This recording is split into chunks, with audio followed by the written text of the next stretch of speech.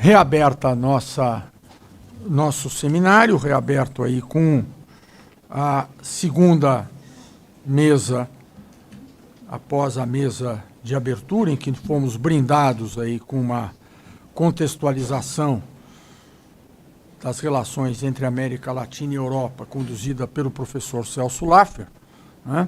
Cabe a mim, então, agora atuar como moderador da mesa Tendências Globais, Fraturas e Resistências Civis, que conduzirá nossas atividades desta manhã.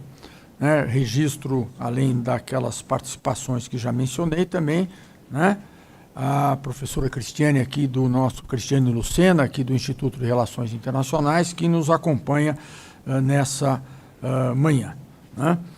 Então, esta mesa terá participação, né, de Álvaro de Vasconcelos, que fará, então, a sua participação substantiva, já que na primeira mesa apenas fez o registro de abertura, da professora Mônica Hirst e de Thelma Marques Taurepang, que é coordenadora geral da União das Mulheres Indígenas da Amazônia Brasileira, a UMIAB, que participará de forma remota. Então, no momento da intervenção de Thelma, nós vamos fazer a conexão de forma remota. Nós aqui, presencialmente, que estamos presencialmente no evento, acompanharemos pela tela e as espectadoras que acompanham pelo YouTube apenas terão a imagem. Então, a imagem deixará de estar focada aqui nesta mesa e irá reproduzir a intervenção de Thelma. Então, passo a palavra ao nosso catedrático Álvaro de Vasconcelos para a sua manifestação. O tema que eu queria tratar de uma forma muito sucinta, que é o tema da cátedra e o tema central deste livro, é olhar para o mundo, para as fraturas globais do mundo e tentar compreender, o que eu já referi, como é que a Europa e a América Latina se situam e podem contribuir para superar algumas destas fraturas. Eu queria começar, talvez referindo, como já vem tendo sido tradicional nas conferências que eu tenho feito no quadro da cátedra, o Edgar Morin. O Edgar Morin, que, aliás, vai fazer um contributo para o nosso livro. Que maravilha! É um contributo sobre a ideia de porque é que a América Latina é o imperativo para a Europa. O Edgar Morin, olhando para o mundo atual, um mundo fraturado, como já referimos aqui, diz que existe uma comunidade de destino entre os humanos, que a globalização tecno-económica ou financeira criou uma situação em que há um conjunto de questões que aproximam os humanos e que fazem que o seu destino é comum. Não é? No passado, nós olhávamos para o destino a partir da nação. No mundo globalizado, apesar de todas as críticas que hoje são feitas à globalização, não se vai desinventar a globalização. Está aí para ficar. Ela vem da globalização económica, das relações criadas pela sociedade da informação, pelas interdependências, pelo movimento de pessoas, pelas migrações. Hoje vivemos num mundo globalizado. Há uma comunidade de destino em que eu sublinhava talvez 3 elementos dessa comunidade de destino que deveriam contribuir para unir os humanos numa comunidade humana, numa humanidade comum, para enfrentar esses 3 grandes desafios. E esses grandes desafios são próximos daqueles que o Edgar Morin sublinha como dando origem a essa comunidade de destino. O primeiro, evidentemente, é a questão ambiental. Nós há bocado estávamos a conversar no intervalo o que é que podia unir os humanos, não é? E os Estados do mundo, e alguém disse uma ameaça exterior. Não é? E eu contei uma história que eu fiz o curso de Defesa Nacional, agora para referir ao 25 de abril de 1974, com um dos capitães de Abril, o capitão Vasco Lourenço, no tempo da Guerra Fria, União Soviética e Estados Unidos, e o Vasco Lourenço, muito preocupado com uma possível guerra nuclear, dizia: mas Álvares, tem uma solução muito simples, é sermos invadidos pelos marcianos. Se formos invadidos marcianos, americanos e soviéticos vão se unir.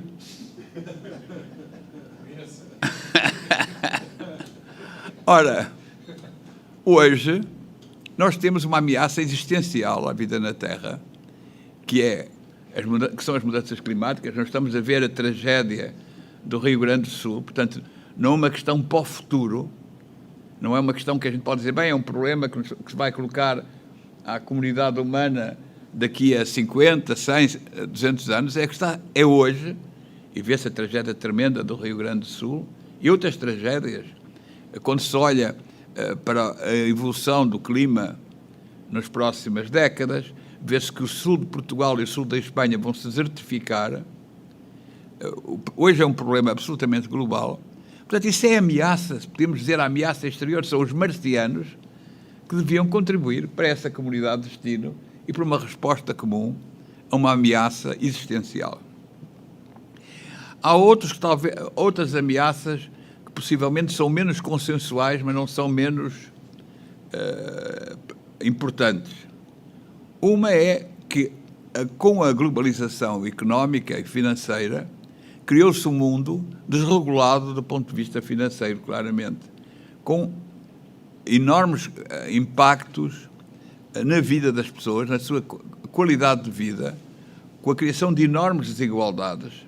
Nós, em Portugal, vivemos a crise da austeridade, não é? E toda a gente descobriu com a crise financeira de 2008 como o chamado mercado estava absolutamente desregulado e produzia crises gravíssimas e desigualdades tremendas e enorme sofrimento humano. Portanto, podemos dizer que esse sistema financeiro predador, sem regras a nível internacional, também contribui para essa comunidade de destino, para a necessidade de respondermos em conjunto a esse desafio e criarmos um mundo melhor. Há uma questão que o Edgar Morin defende, sublinha com muita importância e que hoje volta a estar na ordem do dia, tinha desaparecido completamente da ordem do dia, que é a questão nuclear, que é a possibilidade de uma guerra nuclear que acabe, pelo menos com a vida no hemisfério norte, se ela se der só no hemisfério norte, com consequências tremendas para a vida na Terra. Eu lembro, no fim dos anos Reagan, o impacto tremendo que teve aquele filme que era o Day After.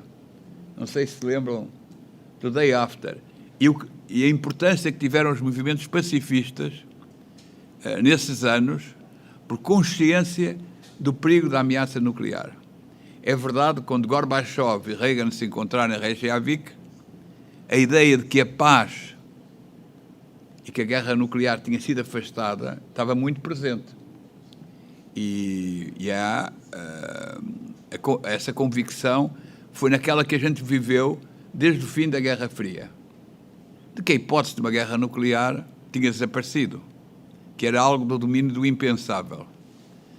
Mas hoje, com a situação da guerra na Ucrânia, há cenários muito simples e não tão improváveis como isso, que podem levar a uma catástrofe nuclear. Não é só Putin que está a repetir constantemente que pode utilizar as armas nucleares, o que já é algo de aterrador.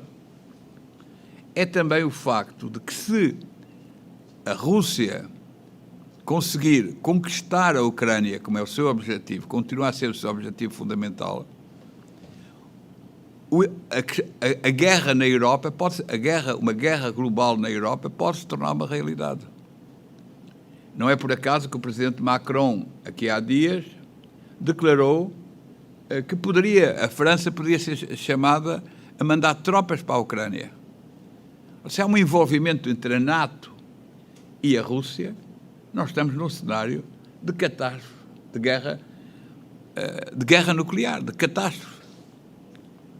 Portanto, essa preocupação do Morin de que a comunidade de destino inclui a paz por causa do perigo da guerra nuclear, acho que hoje está também muito presente na consciência, pelo menos, da Europa. Eu sei que regiões da Europa mais distantes, e Portugal já foi assim, era uma região distante da Europa, não é? podem pensar, bem, isso é uma guerra entre os europeus. Mas as repercussões que uma guerra global, uma guerra na Europa, envolvendo a NATO e a Rússia, teriam sobre o sistema internacional e sobre a paz no mundo, faria que não havia ilhas. Nem o Brasil seria uma ilha. Os Estados Unidos pensam sempre também que são uma ilha, porque isso será uma guerra, possivelmente, na Europa. Mas não seria uma guerra global. Portanto, se há esta comunidade de destino, por que é que nós não somos capazes de construir uma resposta comum a estes grandes desafios? Há algo de paradoxal. Ao mesmo tempo que há mais consciência da comunidade de destino, nomeadamente por causa das questões ambientais e força dos movimentos ecologistas e as tragédias que a gente assiste, as fraturas são crescentes. Não é? Vivemos num mundo absolutamente fraturado. Por isso, o nosso título deste seminário, as relações da União Europeia e América Latina, para além das fraturas globais. Fraturas globais e fraturas internas. Fraturas globais, já foi aqui referido, a fratura que hoje se dá na Europa entre a Rússia e o conjunto europeu, não é só a Ucrânia, é o conjunto europeu e os Estados Unidos. É uma fratura com o impacto que eu já referi. O Médio Oriente, a guerra de Gaza, aquilo que nós estamos a assistir em Gaza, tem uma repercussão tremenda não só no Médio Oriente. Evidentemente que é clara a fratura do Médio Oriente, mas atinge os países todos do mundo. Vocês veem pelas manifestações dos estudantes, da ocupação das universidades, é um tema que toca profundamente a consciência humana, o que se está a passar em Gaza, como tocou o ataque do Hamas contra os israelitas. Não é? O crime contra a humanidade cometido pelo Hamas criou uma consciência fortíssima de que aquilo devia ser absolutamente condenado. Mas o que se passa em Gaza todos os dias, a morte de centenas de pessoas, hoje já dezenas de milhares de civis, provoca evidentemente uma grande preocupação na humanidade e fraturas profundas no mundo, nomeadamente no Médio Oriente. E nós vimos que o conflito entre Israel e os seus vizinhos é cada vez mais grave.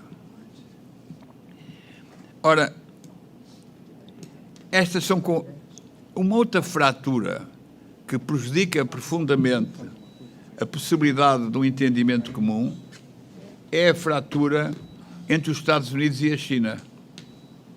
Porque os Estados Unidos e a China são as duas grandes potências do mundo. Hoje. Não é? Nós sonhamos que a União Europeia seria uma grande potência com influência mundial. Infelizmente não é o caso. Hoje as duas grandes potências são os Estados Unidos e a China. E o facto que desde Trump os Estados Unidos decidiram que têm um conflito com a China e que devem enfrentar a China e travar o crescimento da China. E não é só a questão de Taiwan. A questão de Taiwan penso que é uma questão secundária neste conjunto. É claramente o America First. É os Estados Unidos não querem aceitar, não serem a primeira, deixarem de ser uma potência hegemónica, já deixaram de ser, mas há quem sonha que podem voltar a ser uma potência hegemónica. Isso é o America First de Trump, não é? E essa fratura, evidentemente, torna impossível a resolução de grandes problemas mundiais. Como é que se resolve a questão ambiental sem os Estados Unidos e a China? Portanto, a necessidade... Eu vou parar por aqui porque há aqui um problema técnico que está a prejudicar... Eu estava num vendaval. Aí eu pedi... Não queremos vendaval, é outra fratura.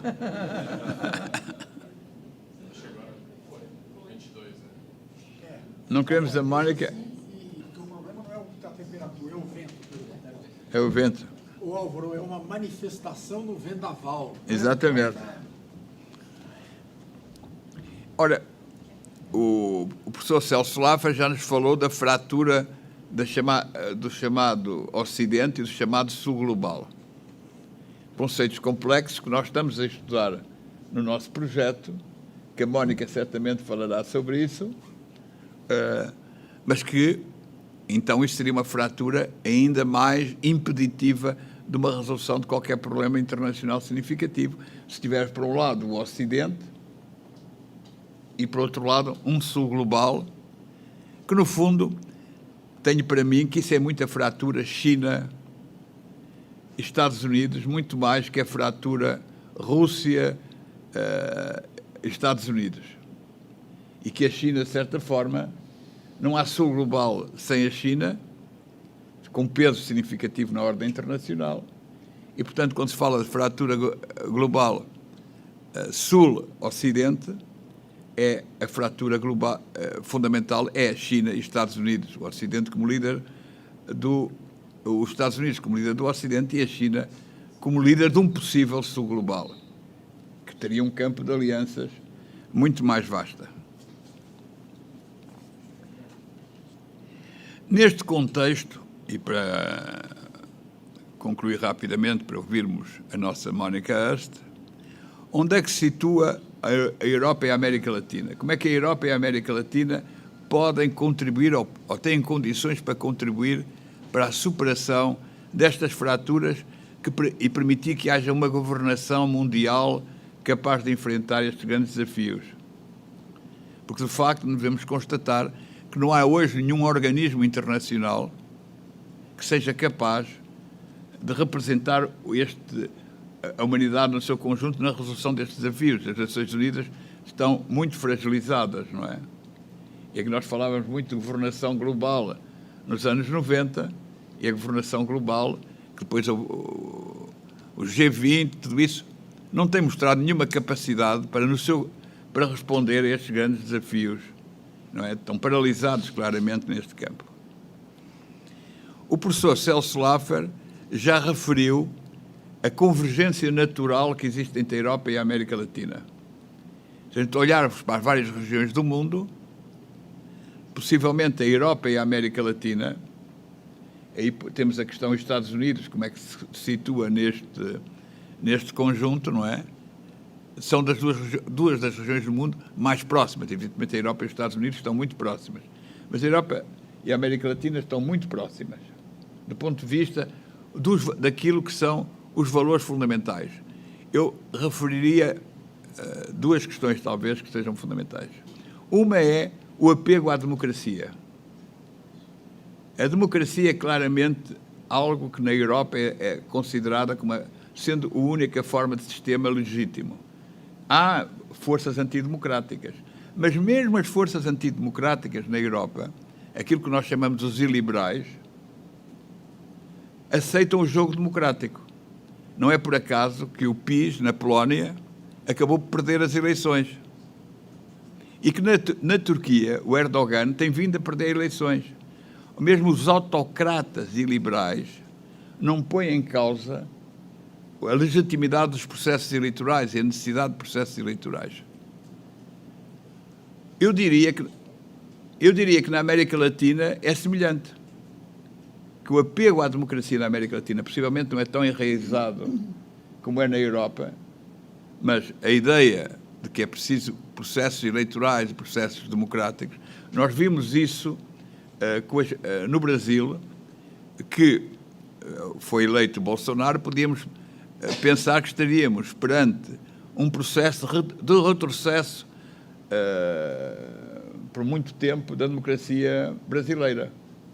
E vimos que a democracia brasileira saiu, não digo reforçada, mas triunfou de um desafio importantíssimo, como aliás a democracia americana depois nos anos Trump. Portanto, esta ideia de que a democracia, neste caso, reduzida, na perspectiva dos liberais, à realização de eleições, mais ou menos livres. Evidentemente que eles querem desconstruir o Estado de Direito. Eu não vou entrar por aí, porque não tenho tempo para isso. Esta convergência natural me leva a falar das fraturas internas.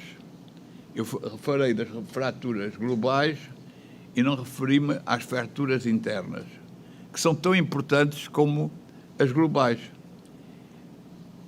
aquilo que representa o bolsonarismo, ou representa a Marine Le Pen em França, ou representa a Meloni em Itália, o Chega agora em Portugal, o Vox em Espanha, o Orbán na Hungria, é uma corrente global que nós podemos definir como etnonacionalista,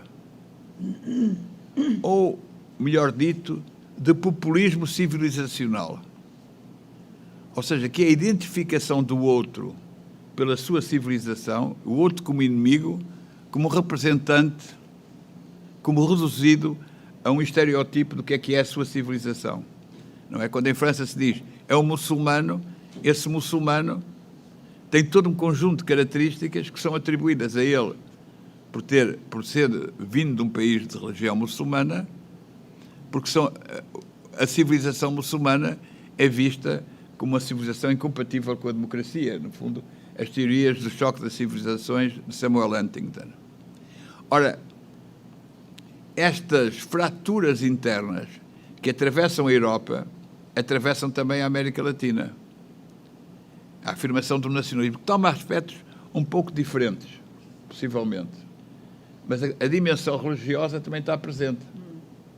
Hoje sob formas diferentes que no passado, não é? Mas a força dos evangélicos, o conservadorismo evangélico, o pôr em causa as conquistas dos direitos, nomeadamente os direitos das mulheres, não é? O apego à sociedade patriarcal por estas correntes, tudo isso faz com que as fraturas internas sejam também gravíssimas e são paralisadoras da capacidade dos Estados de cumprirem os seus grandes objetivos, quer na ordem interna, quer na ordem internacional.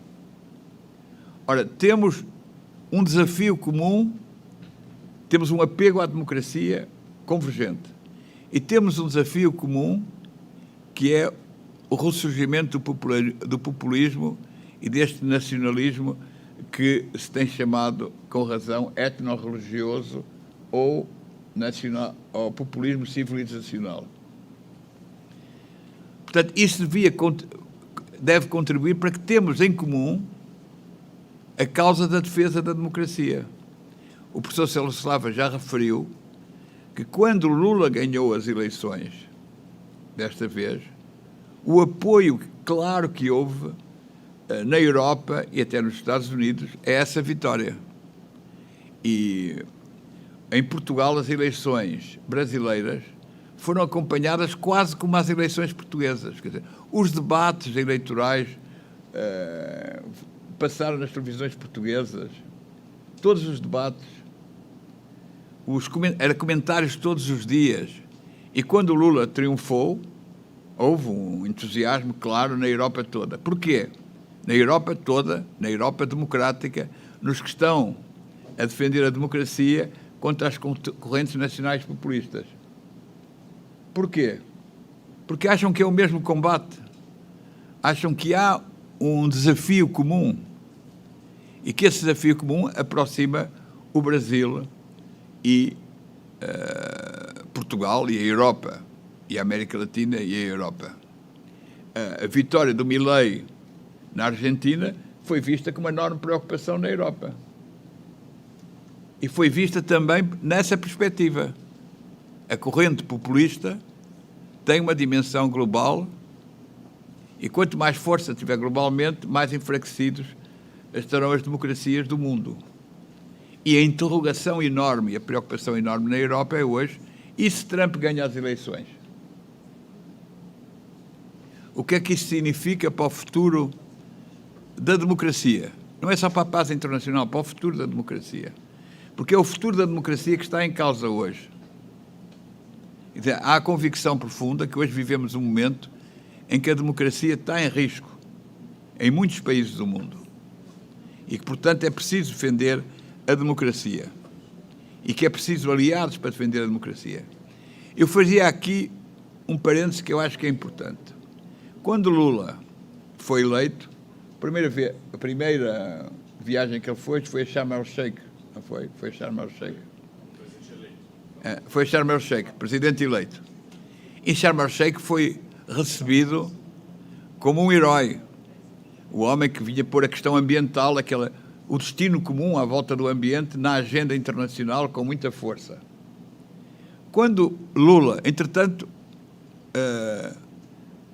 Lula fez uma série de declarações sobre a guerra da Ucrânia.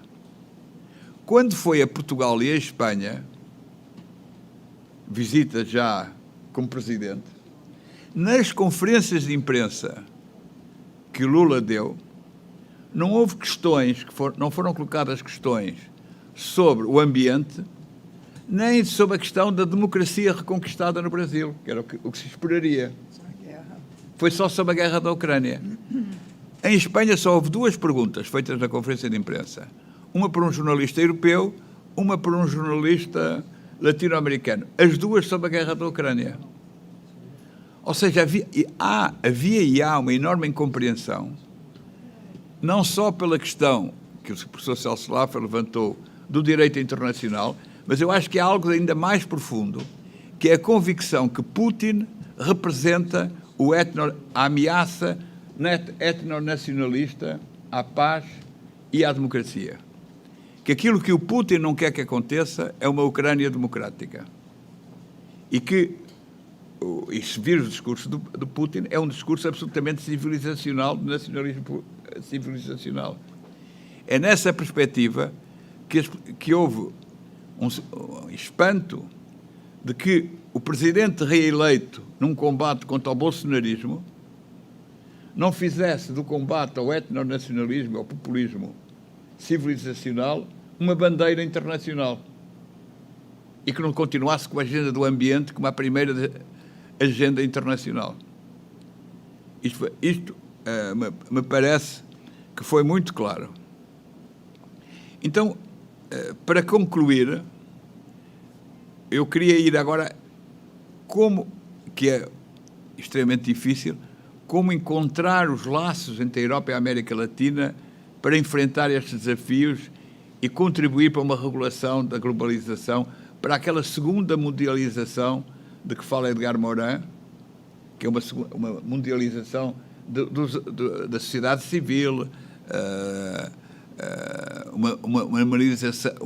uma segunda mundialização da humanidade comum capaz de regular a primeira. Eu lembro-me que o altermundialismo, a ideia de que é preciso uma regulação importante, teve bastante impacto no Brasil, não é? Porque o Fórum Social Brasileiro... De Porto Alegre.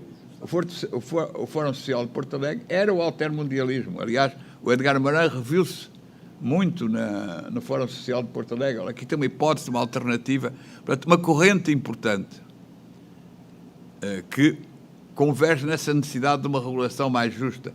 Era uma espécie de alternativa a Davos, sendo Davos a primeira mundialização e Porto Alegre a segunda. Em uma pista, ou seja, a força que a sociedade civil tem e que deve ser assumida, a sociedade civil global, como um ator importante da ordem internacional. Ou seja, não pensarmos só no papel dos Estados, pensarmos também no papel da sociedade civil. Aliás, nós quando fizemos aquele livro, em 2014, 2015, não foi? Sobre as relações com o Médio Oriente, o Brasil e o Médio Oriente, já tínhamos essa preocupação. Vai ser difícil os Estados defenderem no Médio Oriente a política que devia ser defendida, que é, no fundo, da coexistência de 2 Estados e proteção dos direitos dos palestinos. E pusemos o acento no papel que a sociedade civil poderia ter nesse campo. Portanto, sublinhar o papel da sociedade civil acho que é uma componente importante. Estar atento ao que a sociedade civil diz e à interação da sociedade civil é uma componente extremamente importante. E depois, acho que a Europa e a América Latina esgotam muito, a Europa e o Mercosul em particular, esgotam muito o seu projeto na relação entre os dois. Pensam mais nas relações entre a Europa e a América Latina, entre a União Europeia e o Mercosul, que pensam num projeto para a ordem mundial. E eu, para terminar, conto uma anedota. Quando se deu uma anedota verídica, nós organizámos o Fórum Euro-Latino-Americano, não é? E a Mónica e o Celso eram atores importantíssimos desse fórum. E no dia 11 de setembro tínhamos uma reunião, um evento do fórum na Fiesp, não sei se o Celso se lembra. Era o Celso, nessa altura, Ministro das Relações Exteriores. E, a determinada altura, a Vera Thorsten veio-nos informar que havia um avião que tinha atingido uma das torres. Eu estava na mesa e disse aos membros da mesa: olha, está a acontecer isto nos Estados Unidos. Um avião foi contra uma torre e não tinha caído a segunda torre. E na mesa estava a Rosário Green, que era Ministra dos Negócios Estrangeiros do México, não é? Eu perguntei assim: vocês querem parar a sessão, irem ver o que é que se passa nos Estados Unidos, ou o que é que querem fazer? E todos disseram: não, nós queremos continuar a discutir as relações da União Europeia e Mercosul.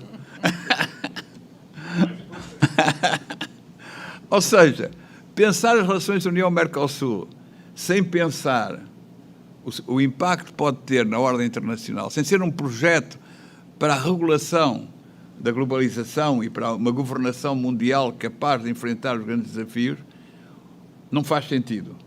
E aquilo que eu proponho, para já, apenas para começarmos a refletir, é que deixe-se pensar tanto na relação União Europeia-Mercosul, que se considere que a relação União Europeia-Mercosul, como nós imaginamos, não se vai consolidar. Que se pense nisto da geometria variável. Que se pense na relação União Europeia com vários Estados, e com o Brasil em particular, e que se pense estes problemas globais, nomeadamente a questão ambiental e as outras, como é que nós podemos ser, no quadro das Nações Unidas, no quadro mundial, termos projetos comuns e propostas comuns. Ou seja, não propostas comuns para as relações entre os dois, mas propostas comuns para o mundo. E era por aí que eu terminava, que eu quero é ouvir a Mónica Earst. Muito obrigado.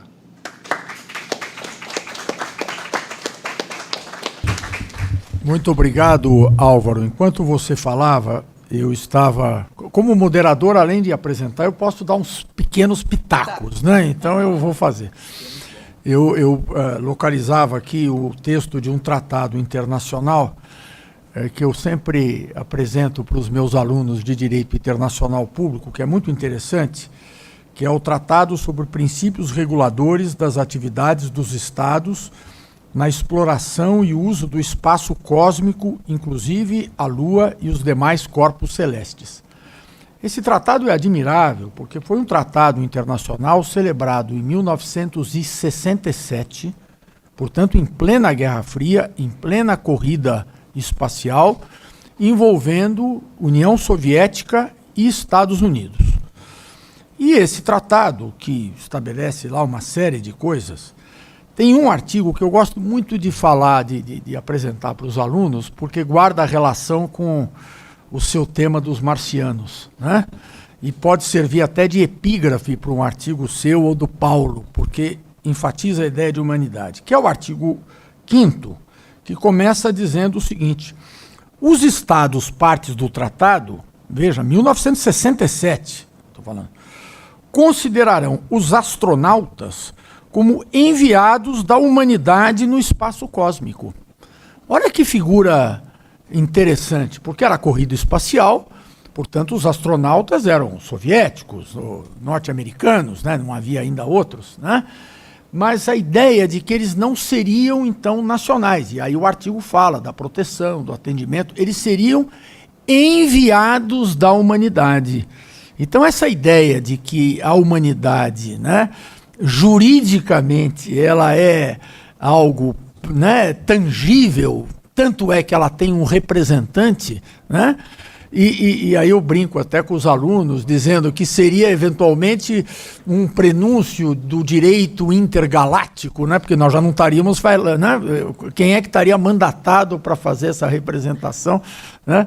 Então esse dispositivo, esse pequeno dispositivo de tratado internacional é quase uma alegoria disso que você mencionou, né? De que há uma humanidade, há uma identidade, né? Para além dessa noção de um corpus iuris comum definido pelos direitos humanos, mas que ela é visível quando, inclusive, se fala da exploração do espaço cósmico. E esse mesmo tratado, no artigo 4º, no artigo 2º, diz: o espaço cósmico, inclusive a Lua e demais corpos celestes, não poderá ser objeto de apropriação nacional por proclamação da soberania, por uso ou ocupação, nem por qualquer outro meio, que é a insuscetibilidade de apropriação, né, do espaço cósmico.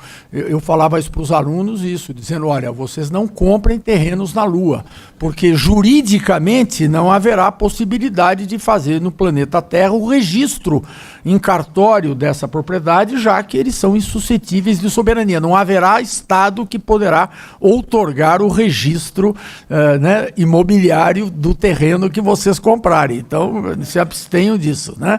Também uma brincadeira, mas mostra que esta ideia, né, que filosoficamente já está presente em Kant, né, da ideia de uma comunidade humana, mas ela vem se materializando juridicamente, o direito internacional, não é, mestre Celso, meu querido professor ainda na década de 1970 de direito internacional público, é uma realidade que expressa uma percepção, expressa um entendimento que não deve ser desconsiderado. Então fica aqui uma sugestão de epígrafe para o seu artigo, né, de que essa pequena referência ao tratado. Com esta brincadeira, mas enfim, é uma brincadeira séria, né, que é reforçando aquilo que o Álvaro falou, eu quero dizer da satisfação de ter novamente entre nós aqui no Instituto de Relações Internacionais a professora Mônica Hirst, que tem trabalhado com vários de nós ao longo dos anos, né?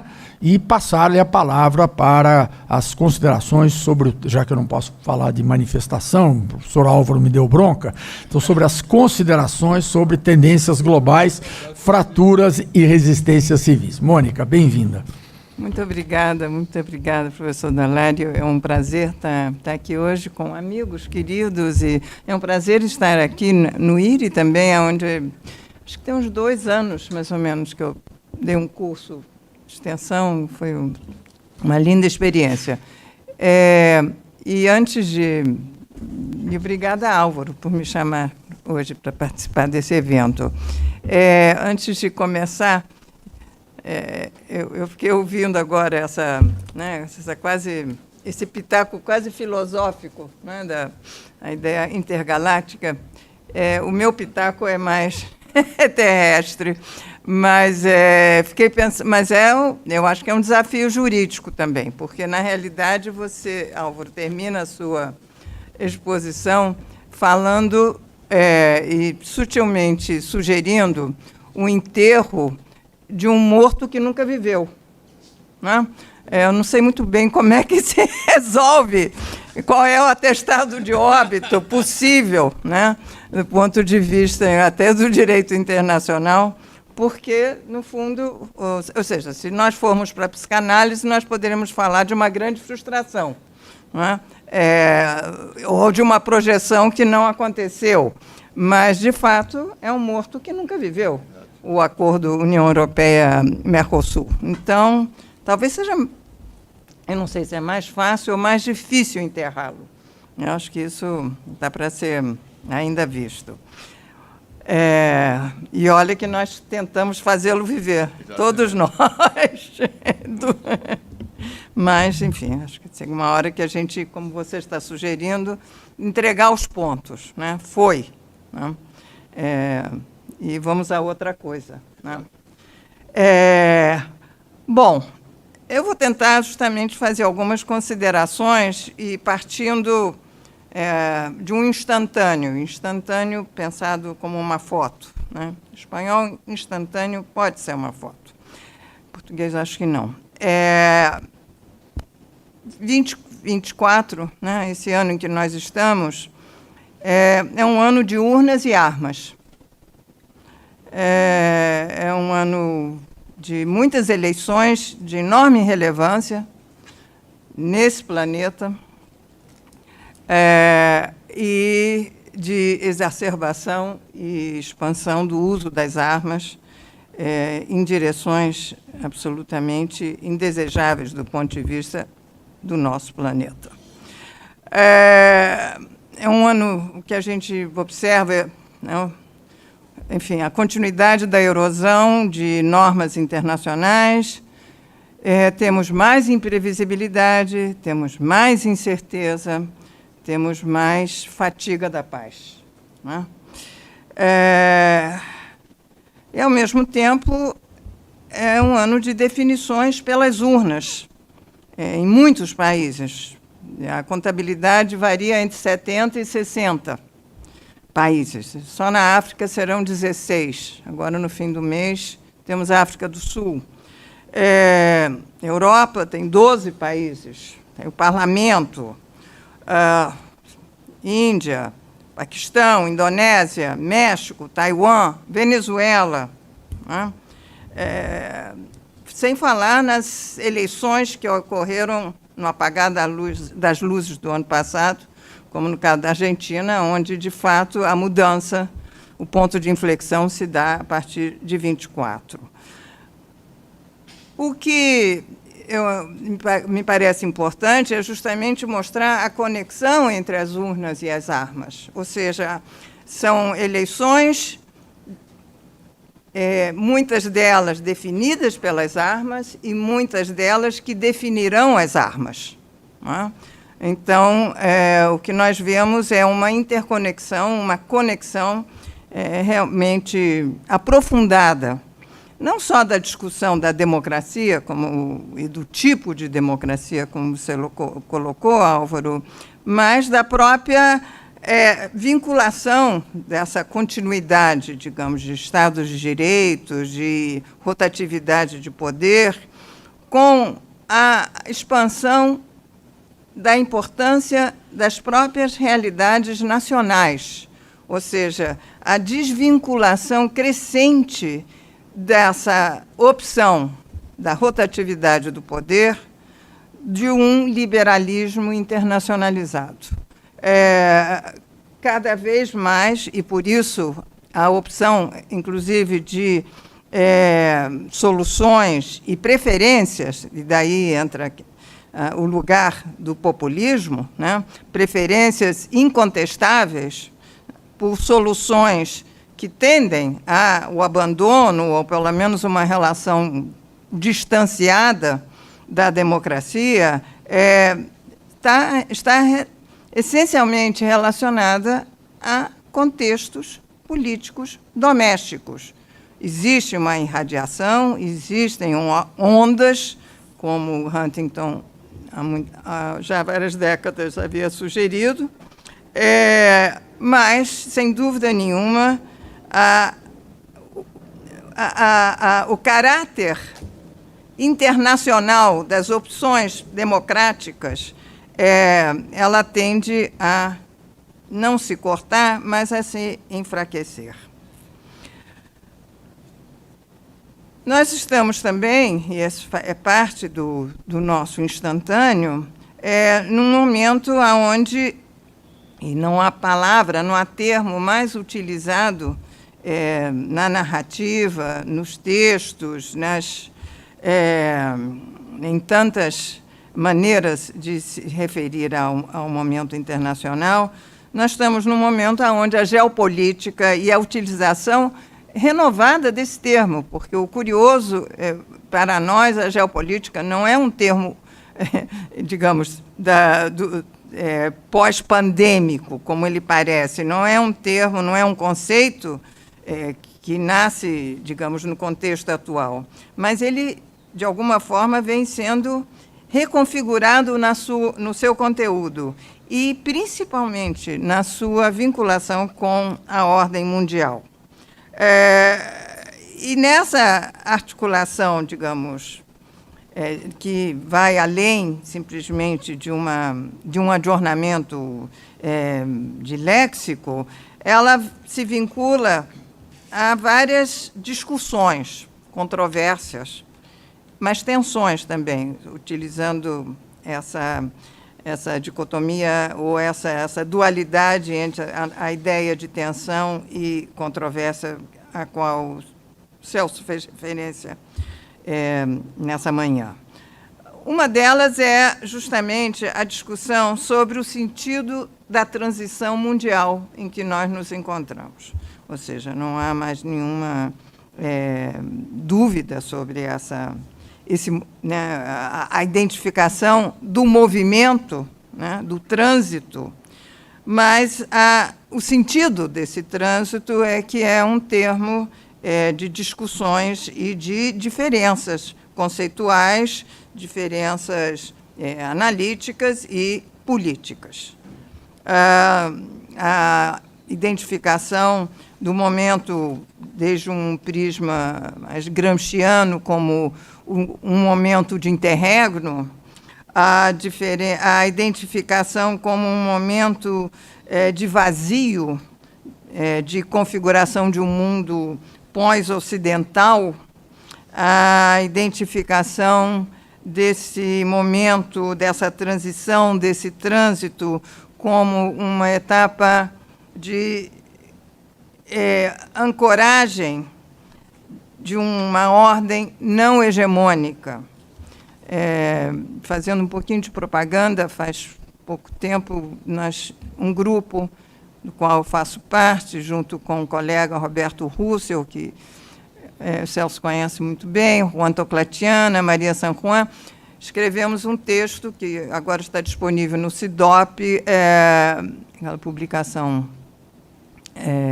de Barcelona, América Latina, o Sul Global, num mundo sem hegemonias, justamente trabalhando com a ideia de que o que caracteriza essa etapa, esse movimento, é a inexistência de hegemonias, não como um processo transitório, um parênteses temporário, mas sim como, digamos, a própria caracterização do território, da dinâmica e da construção dessa ordem. A ordem, obviamente, pensada como um padrão de comportamento que cria expectativas, normas e, possivelmente, e certamente, novos consensos. Outra controvérsia também relacionada a essa caracterização é a discussão se o que prevalece do ponto de vista do poder internacional é o caminhar para uma geometria bipolar ou multipolar. Nesse caso, enfim, é uma aproximação sistêmica e é onde nós oscilamos, e quando digo nós, eu penso na nossa comunidade epistêmica, nós oscilamos entre pensar o reviver, em outros termos, até com outros atores, do que nós conhecemos como a Guerra Fria. Então, nós estamos dentro de uma nova Guerra Fria e, portanto, estaríamos, né, pensando na proposta daqueles tempos do Hoffman, pouco a pouco formulando novas regras de jogo implícitas, até onde se pode ir, até onde não se vai, até onde quase se foi, não é? Tudo o que foi a história da Guerra Fria, ou vamos para um sistema de equilíbrio de poder. Não é? Então, aí voltamos um pouco mais atrás, do ponto de vista do que foi a longa paz, e como pensar sobre os quens que estarão presentes nesse sistema. Ele é exclusivo, ele é inclusivo, ele alterna, como nós tivemos no século XIX, primeiro uns, depois entram outros. Enfim, o que se pode esperar? É claro que essa alternativa ela também fecha expectativas de atores relevantes num ou num outro esquema. Existem aqueles que querem que o mundo seja bipolar, ou seja, existem já prescrições que estão sendo definidas em função dessa bipolaridade e que trabalham com essa opção. Certamente o ator de ponta nessa direção é os Estados Unidos, e existem outros que puxam e que veem a sua opção estratégica prioritária vinculada a uma ordem multipolar, e, nesse caso, a China, sem dúvida nenhuma, é, digamos, o protagonista mais relevante. Uma outra controvérsia também presente nesse momento, sobre a qual, enfim, muitos falamos, esse texto mesmo que nós fizemos em coletivo discute essa problemática, é, né, as divisões, enfim, como caracterizar as clivagens na ordem internacional, como subdividir qual é, heuristicamente, né, quais são, heuristicamente, as opções colocadas para, pelo menos, arrumar o tabuleiro. Está, outra vez, uma possibilidade de trabalhar com a noção de polos de poder que, digamos, se organizam a partir, obviamente, de lideranças, de cabeças, e de projetos de poder que têm dimensões que são multidimensionais. Está uma outra opção, o texto do Eikenberry, recente, coloca isso muito bem, que é não falar de polos de poder, mas sim de mundos, né? Então, aí a ideia, enfim, ela é mais laxa do ponto de vista de que ela inclui componentes civilizatórios, culturais, mas, outra vez, ela tenta, digamos, criar alguma classificação, quem é quem, aonde. E existe também, e agora saiu há pouquíssimo tempo, um texto extremamente relevante, produzido por uma jovem analista do Fundo Monetário Internacional, vinculado ao Centro Internacional de Stanford, que fala também da opção de organizações do mundo a partir de blocos de poder comercial e geopolíticos. Nos três casos, estamos falando de possibilidades e estamos falando de propostas de organização que trabalham com três campos. Uma clivagem entre três grupos, né? E os três casos, nas três propostas, os grupos são os mesmos. Nós estamos falando um grupo... nós, no nosso texto, por exemplo, brincamos com a ideia de um Norte 1 e um Norte 2. Um Norte 1, que é o Ocidente, que é os Estados Unidos, a União Europeia, são os principais da órbita, como, por exemplo, Austrália, Coreia, né? Um Norte 2, ou um segundo grupo, onde está a China, Rússia, atores menores, mais relevantes, como... bom, Israel está no primeiro grupo, claro, como o Irã, como Coreia do Norte, e o terceiro grupo, que é o Sul Global, o mundo não ocidental, o mundo não alinhado, enfim, cada autor classifica, enfim, rotula de uma maneira mais ou menos igual e mais ou menos diferente esse terceiro grupo. Mas, de qualquer maneira, a divisão é essa.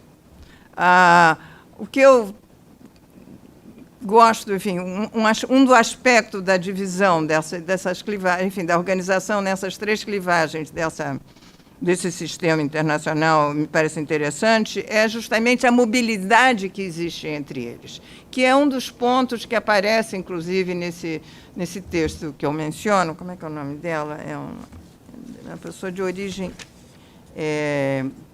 Gopinath, Gita Gopinath,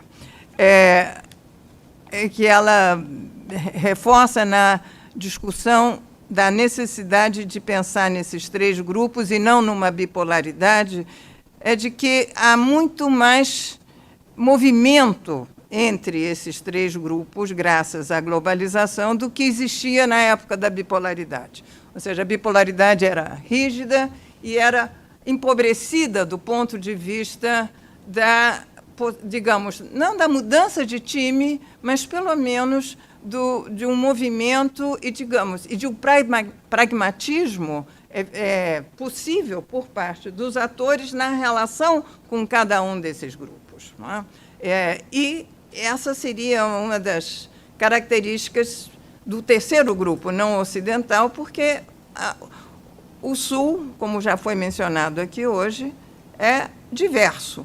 Ele é não só, digamos, diferente do ponto de vista dos pesos relativos, mas ele tem uma enorme diversidade do ponto de vista geopolítico, econômico e, obviamente, cultural.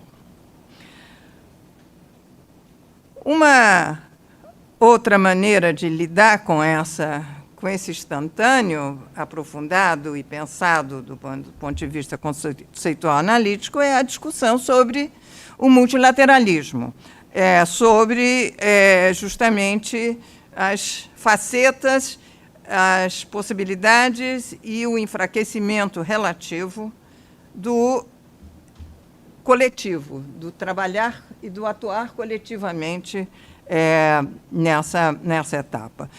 Inclusive, eu acho que nós poderíamos fazer um exercício contrafactual muito rápido de pensar até que ponto a ampliação dos BRICS, como se deu há pouco tempo, teria cabida e teria, inclusive, acontecido num contexto de um multilateralismo, de um sistema de Nações Unidas eficaz, com capacidade, talvez não de morder, mas de mostrar dentes, de ter um Conselho de Segurança que realmente levasse adiante, inclusive, uma capacidade de reformulação com consenso. Ou seja, até que ponto essas opções variadas de multilateralismos alternativos, elas não estão vinculadas à perda, digamos, à perda de poder, ao esvaziamento, a todo um conjunto de retrações de possibilidades e de atributos de poder que o multilateralismo pensado na segunda metade do século XX, a qual está submetido. Não é?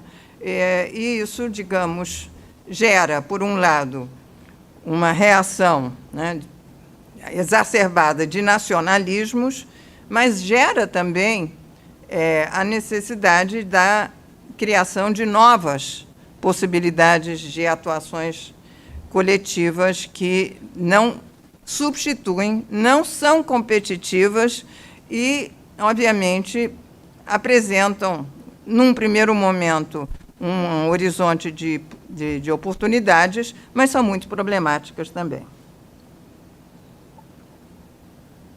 Bom, o quinto, e com isso eu terminaria, digamos, essa grande, enfim, essa espécie de apresentação dos temas de controvérsia e tensão, é justamente essa configuração do que se chama agora o Sul Global, que poderia, e talvez eu acho que no teu projeto, Álvaro, está sendo identificado como um eixo de resistência. Outra vez, se nós voltamos à discussão shakespeariana, estamos ou não estamos numa Segunda Guerra Fria, essa ideia de que o Sul Global é um eixo de resistência estaria relacionada não só ao não alinhamento, mas à equidistância, a possível equidistância pragmática, a todo aquele conjunto de opções que foi pensado, principalmente na segunda parte da Guerra Fria, com respeito a um não envolvimento nos grandes conflitos e nas grandes tensões da ordem internacional. As perguntas são intermináveis sobre esse sul global. Ele se organiza por inércia, ele é residual nesse sentido, ou seja, bota todo mundo junto, todo mundo que não está. Você mencionou antes a importância da China para o sul global, mas a China já não é sul global. A China tem, hoje em dia, o seu próprio, na minha visão, pelo menos, e não só minha, ou seja, a China tem o seu próprio espaço de construção de poder e de geopolítica, mas é verdade que ela e foi o grande promotor dessa etapa, enfim, desse impulso, desse grande impulso que nós observamos com respeito ao sul global, aonde eu diria que o ator principal é a Índia e não a China. Mas, obviamente, não desprovista de tensões. E aí entra a segunda possibilidade de trabalhar com a ideia do sul global. A sul global não é residual. Ele tem vozes, ele não tem uma voz. Isso é muito importante também. Ele não tem uma voz, ele é sazonal, enfim, ele atua de acordo com as circunstâncias e, obviamente, com as próprias agendas. É crescente o seu poder de agenda, reativamente aos poderes de agenda dos outros núcleos de poder. Ele é uma incubadeira, sem dúvida nenhuma, de novos poderes emergentes dentro do seu coletivo, né? E é o coletivo que lida, hoje em dia, de maneira mais crítica, com a crise da ordem liberal internacional. Mas ele é uma Babel também, né? Ele é uma Babel. Como eu já disse, a China foi um ator que botou o time junto, aglutina ainda. Tem mais trânsito, a China tem muito mais trânsito como um polo de poder com o sul global do que o Ocidente, do que o outro polo, né? A China tem mais trânsito no sul global do que a Rússia, não há nenhuma dúvida, né? A Rússia precisa da China como um segundo polo, né? Ou seja, é realmente interminável o tipo de estratégias de jogo que se podem identificar e que se podem, inclusive, imaginar nessa geometria variável e móvel, aonde o grande tema é a definição e o vínculo e o tipo de tensão que existem entre opções de autonomia e de subordinação, que não se coloca da mesma maneira para todos os membros do Sul Global. Existem membros do Sul Global que não têm possibilidade, enfim, que está fora de questão, onde a opção satelital é a mais plausível, né? Existem membros do Sul Global que não querem estar lá e que buscam ser uma órbita de qualquer tipo, né? Fazem poucas exigências do Norte Global, ou do primeiro Norte, ou do segundo, né? Como, por exemplo, é a periferia da Rússia. A periferia da Rússia, a periferia geográfica da Rússia, é um segmento de países subordinados, né, que não, digamos, que não têm nenhum tipo de problemas de consciência, a ausência de horas de sono de noite, pensando se vai ser autônomo ou subordinado, porque não existe essa possibilidade. Bom, vou fechando.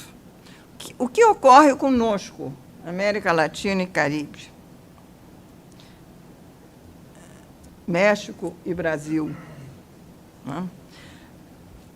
Eu tenho tentado trabalhar um pouco com a ideia, com todo o tema do regionalismo comparado no Sul Global, que é um tema que tem, creio eu, a sua relevância, porque ele ajuda a entender a diversidade do Sul Global, e a diversidade atrelada à circunstância não só geográfica, mas, obviamente, da construção de coletivos.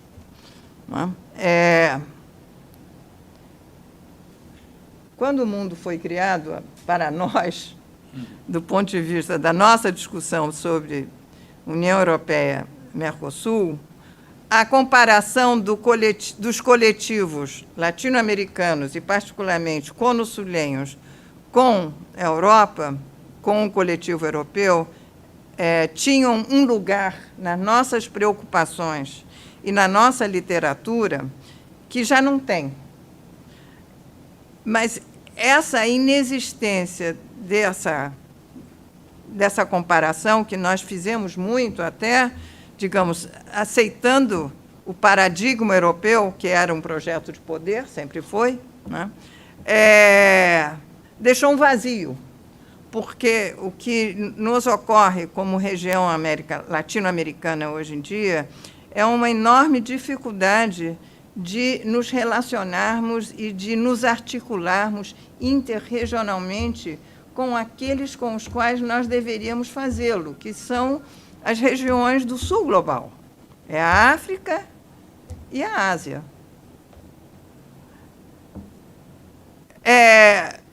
Mas a razão pela qual essa dificuldade existe, creio eu, está relacionada à crise do nosso regionalismo. O regionalismo latino-americano está passando pelo seu pior momento do ponto de vista institucional, do ponto de vista político e do ponto de vista geopolítico, porque a nossa relação com o nosso ex-hegemon, ou hegemon em parênteses, enfim, a discussão da nossa relação com os Estados Unidos é um tema em si mesmo, né? Contribuiu para enfraquecer o nosso regionalismo, porque parte do regionalismo latino-americano era motivado por uma visão ou de confrontação ou de adesão à relação e a uma vinculação positiva com os Estados Unidos.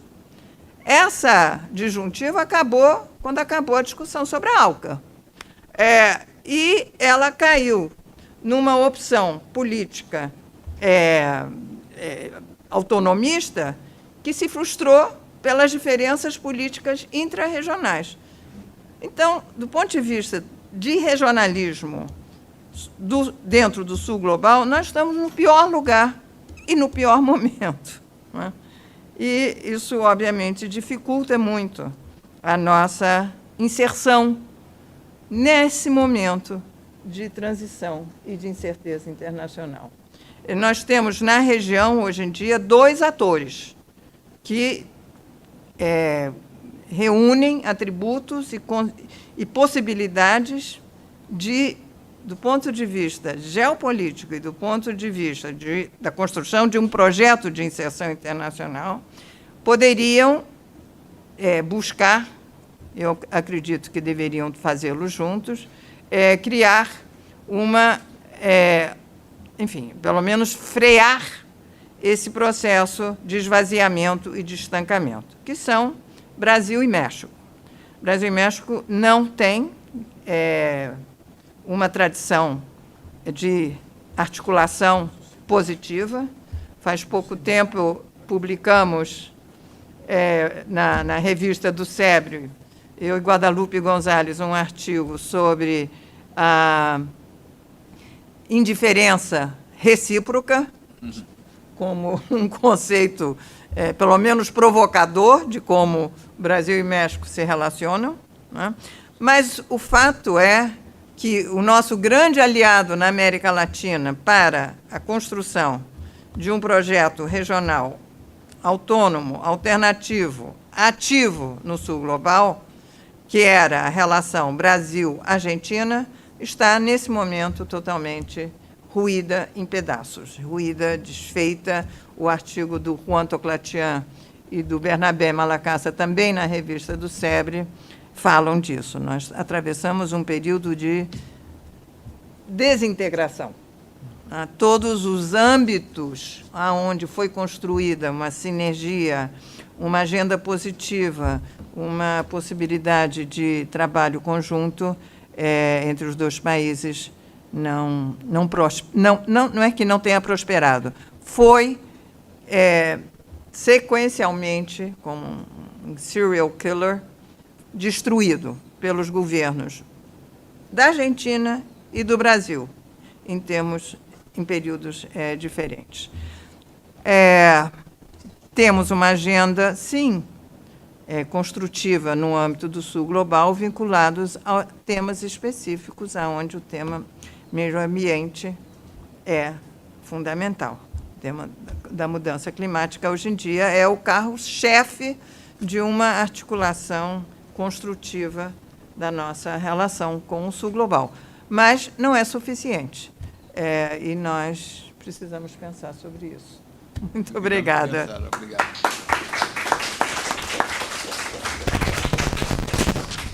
Muito obrigado, prezada professora Mônica, pelas locuções, né, pela locução e pelas considerações.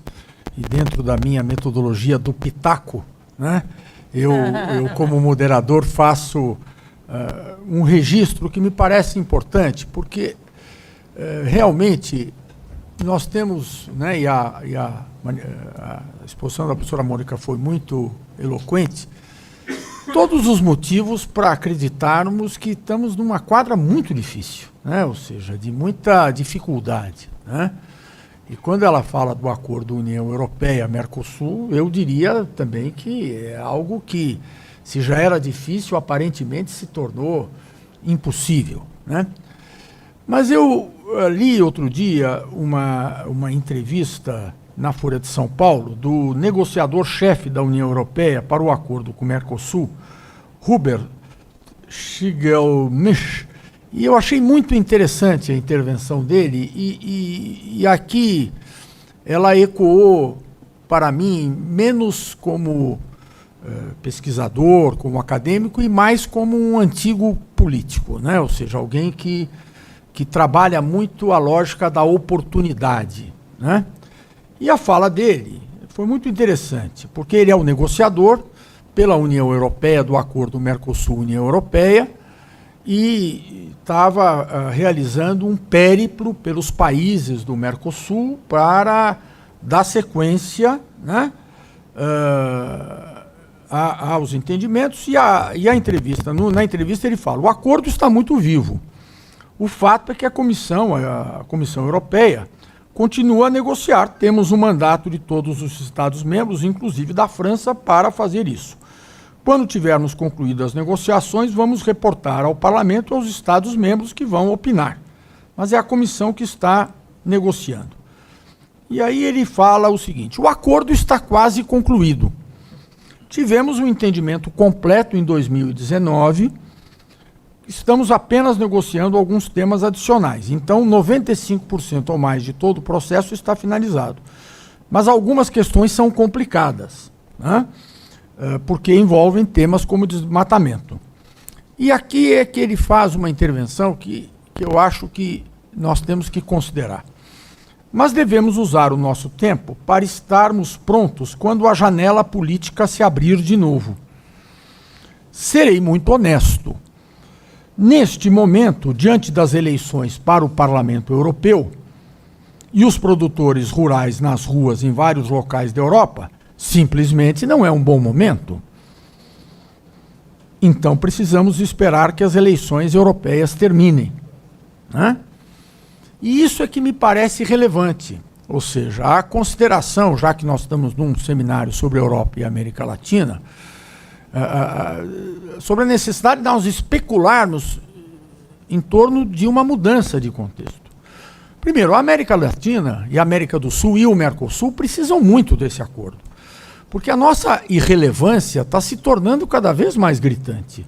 Ou seja, a relação com a Europa, mais institucionalmente mais bem definida, poderia ser uma maneira de superação desse quadro acentuado de irrelevância. E a Europa, por sua vez, caminha para um quadro de isolamento muito impressionante também, ainda mais no contexto de uma guerra e com a perspectiva, né, da vitória do candidato Trump nos Estados Unidos, que gerará um isolamento ainda maior da Europa no contexto. E, portanto, para ela, a integração à América Latina passa a se tornar um desejo real.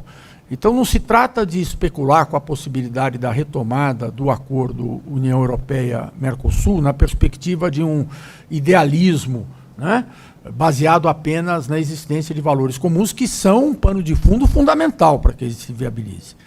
Trata-se, na perspectiva da sua retomada, sob a ótica do interesse, do imperativo do interesse das duas regiões, um interesse até de sobrevivência, num contexto que essa bipolaridade entre Estados Unidos e China, e mais do que isso, as afinidades entre Estados Unidos e China, possam levar a uma degringolada da situação europeia que está muito colocado. Então, a observação do negociador de que é preciso esperar o momento político é que me parece ideal. É evidente que se nós falarmos hoje, às vésperas da eleição do Parlamento Europeu, com um crescimento da ultradireita, com as manifestações de agricultores nas ruas europeias da retomada do acordo, isso é obviamente um absurdo. Mas isso não é definitivo, né? Porque há questões estruturais, há um pano de fundo estrutural que, mesmo num contexto difícil do governo Bolsonaro, fez com que se pudesse avançar no acordo, que pode retomar essa perspectiva. É claro que caberá ao Brasil exercer nesse sentido uma liderança que o Brasil não tem exercido, né? E essa é uma crítica ao atual governo no sentido de estar deixando de dar importância devida a algo que é muito relevante. Mas eu não vejo como algo que está definitivamente sepultado nesse sentido, não porque eu acho que eu tenho alguma informação privilegiada, mas porque o contexto pode fazer com que se reabram as condições para a retomada desse contexto. Eu estou até em contato, né, com a representação da União Europeia aqui no Brasil. Eu quero ver se nós fazemos, Álvaro, no contexto da cátedra, uma conferência desse negociador, para ele nos falar aqui para a nossa comunidade sobre o real estado da arte dessa, quais são as questões concretas que estão colocadas diante. É claro que ele é um porta-voz da União Europeia, ele não é um analista e, portanto, ele vai fazer a defesa da posição institucional da União Europeia. Mas me parece que poderia ser algo interessante, na medida que um dos aspectos importantes da cátedra, além de fazer essa análise mais ambiciosa e abrangente sobre as relações entre a Europa e a América Latina, é tratar especulativamente das possibilidades reais de superação, né? E eu tenho para mim que se não houver a criação de um fato realmente relevante do ponto de vista dessas relações multilaterais, que mude, né, o estado de coisas do mundo, a inércia não é boa, né? Nós corremos o risco de ter uma reunião do G20 muito desimportante, essa que é a realidade, né? Não vejo nada sendo costurado de mais efetivo para que no final do ano se produza alguma coisa de impacto. E corremos o risco de ter uma C30 no ano que vem, igualmente decepcionante. Portanto, ou há a criação de momentos de impacto, há algum tipo de ruptura dessa inércia, ou nós vamos, né, pura e simplesmente ter que ficar confiando em que a ideia de humanidade de alguma maneira nos salve, porque realmente é uma inércia destrutiva, né? Esse caso do Rio Grande do Sul é uma alegoria impressionante. né? Quer dizer, eu sou casado com mulher gaúcha, conheço aquilo, quem conhece. Quer dizer, Porto Alegre foi um centro de referência cosmopolita no sul do Brasil, né? Quem conhece aquilo sabe. É impressionante assistir o que está acontecendo ali. É impressionante, né? A completa desestruturação, num espaço de tempo curtíssimo, de toda uma civilização. Essa aqui não é uma cidade, não é, é todo um ambiente social que está se liquefazendo literalmente, né? É algo realmente dramático e é um indicador muito profundo. Então, com isso, eu deixo só esse pitaco.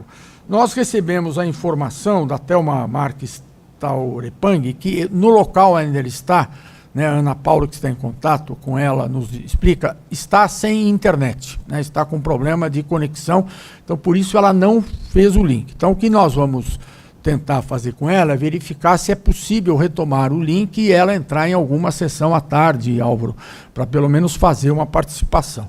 Então, como nós temos ainda 10 minutos até o encerramento da nossa manhã, eu quero abrir a palavra para a plateia para ver se alguém deseja fazer algum comentário sobre a exposição de Mônica e a introdução de Álvaro. Não sei se temos um microfone, né, avulso ali. Eu vou pedir que as pessoas falem no microfone, porque como está sendo transmitido pelo YouTube, para que possa a audiência externa ouvir o que está sendo perguntado. Então, vou dar a palavra para quem quiser fazer uso da palavra e depois retornar aos nossos dois convidados para suas colocações finais. Por favor, professor Feliciano, com a palavra. Obrigado, professor Pedro. Eu queria agradecer ao querido Álvaro pela bela fala e à professora Mônica pela excelente fala também. É sempre um prazer escutar os dois. Minha pergunta é para a professora Mônica Hirst, sobre essa última parte da sua fala. A senhora é uma grande especialista em integração regional. Como eu falei numa conversa paralela, a gente lê os textos da professora Mônica desde menino. Então, é claro que foi uma fala pessimista em relação ao momento do regionalismo na região, mas a senhora não citou nenhuma vez, talvez, a Unasul. Não é? Eu acho que ficou na parte da frustração do momento em que o Brasil tenta, em um determinado período, criar uma organização internacional de coordenação política que acaba não dando certo e que hoje está simplesmente falecida também. Eu nem sei se ela foi finalizada do ponto de vista jurídico ou se ela está simplesmente em banho-maria, desarticulada, né? Está insepulta, né? Então eu queria saber, nós lá do SEBRE participamos ativamente das campanhas presidenciais aí perto de alguns dos candidatos, quase todos menos o Bolsonaro, e com todos os candidatos à presidência a gente falou muito sobre a nova América do Sul. E na campanha do presidente Lula havia, e a gente fez um aporte crítico à posição do governo Lula de relançamento da Unasul. E por algumas vezes nós falamos a campanha de que isso não ia dar certo. Não era um momento de relançamento e que havia um problema de desenho institucional da Unasul e de momento político de criação da Unasul que não se repetia mais. E a gente pedia à campanha qual é a alternativa institucional, partindo da ideia que é importante ter um mecanismo institucional. E hoje, quando você vê a presidência Lula, quando eles mencionam articulações regionais, primeiro aparece o Consenso de Brasília, que foi um erro estratégico do governo. Veja, o Brasil é o único país da América do Sul que consegue convocar todos os países da região para uma conversa. Nós convocamos, no início do ano passado, todos os presidentes da América do Sul, sem combinarmos com eles sobre a Unasul, com o argumento de relançamento da Unasul. Então, o presidente Lula recebeu 2 nãos públicos, um do Uruguai e outro do Chile, e o que sobrou daquela reunião foi o Consenso de Brasília. Um erro assim, de articulação diplomática que eu poucas vezes vi. Se é para você convocar uma reunião para receber um não público, ou você não convoca a reunião, ou convoca a reunião para outro objetivo, que já era o Consenso de Brasília. Então, vamos fazer uma reunião para fazer um consenso leve aqui. Então, ou é isso, ou é a CELAC. E aí o México entra com um caminho maior. Então, eu queria saber da senhora um pouco mais essas opções para um país como o Brasil, nessa quadra histórica, quais são as nossas possibilidades de ou liderar ou articular um rearranjo institucional minimamente relevante, até para a gente poder, na continuidade da negociação com a União Europeia, ter algum poder de barganha. É isso. Obrigado. Muito obrigado, professor Feliciano. Pergunto se mais alguém deseja fazer uso da palavra.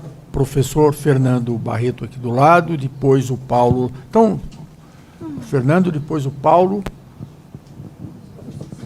e o professor Celso. Então, vamos dar a palavra a esses 4, né, com o professor Feliciano, e aí voltaremos para a nossa convidada e o nosso convidado.